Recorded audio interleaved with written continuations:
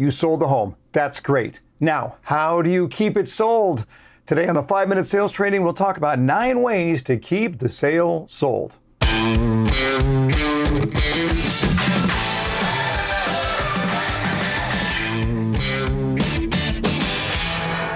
Well, welcome to all my friends in real estate, particularly those in the world of new home sales. Today on the 5-Minute Sales Training, we're talking about 9 ways to keep the sale sold.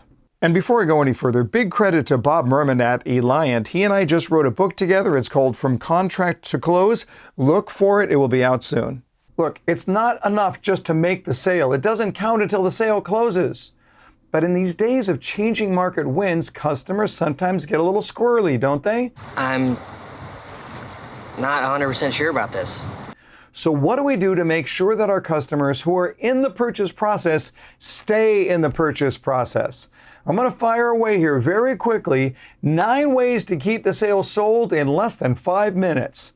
I'm going to go fast here. Buckle up. Idea number 1, celebrate the signing. One way to keep your customer in the deal is to make sure that the customer is emotionally invested right out of the gate. And one way to do that is to make certain that you have a ritual to celebrate the moment that they sign the contract. How do we lock this in as a happy and joyous time? Talk to your peers about what they do to make this a happy moment. Idea number 2, build the relationships with the team. It's easier for your customer to cancel the sale if they don't feel a commitment to the people that they've been dealing with. Really, really important that your customers are connecting not just to you, but to the others involved in the purchase process. I'm talking about your builder, your superintendent, the design center rep, the loan officer. Make sure that you're building those relationships early on in the process so that they feel that sense of connection. Idea number 3, video updates. Look, if a picture is worth 1,000 words, then a video is worth 1,000 pictures.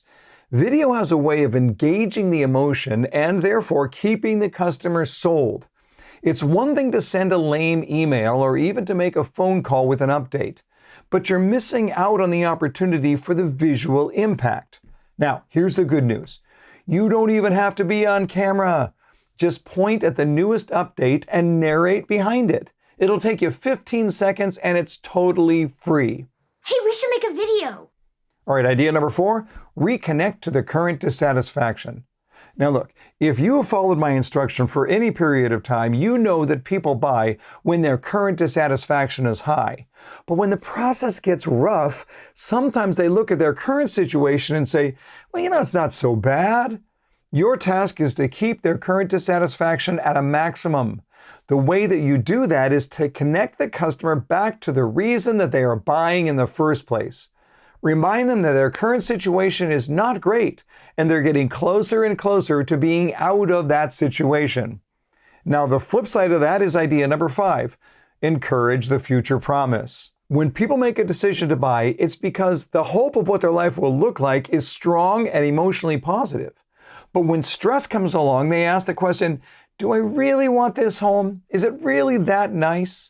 Your job is to keep the future promise high by reminding your customer of how great their life is about to be. Something fantastic is going to happen. That leads to idea number 6, give the customer homework.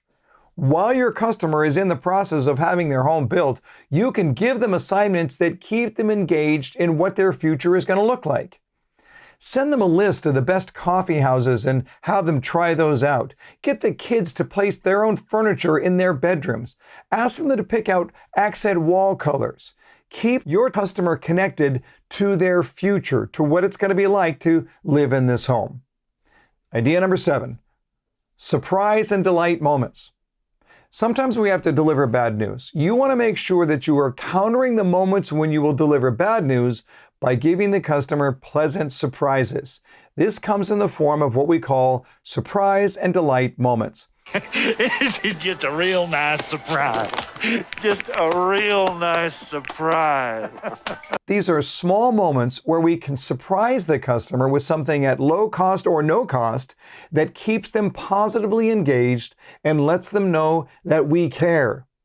I'm talking about giving them box labels to help in the packing process, or return address labels that they can use as they're filling out their change of address forms. Just small little things that will make a huge difference. Number 8, only make promises that you know you can beat. Remember, you don't get extra credit for delivering on your promises. You get extra credit when you beat your promises. So don't make promises that you will meet, only make promises that you know you can beat. That's a good rule of thumb both for you and for your community team. And idea number 9, provide updates without being asked.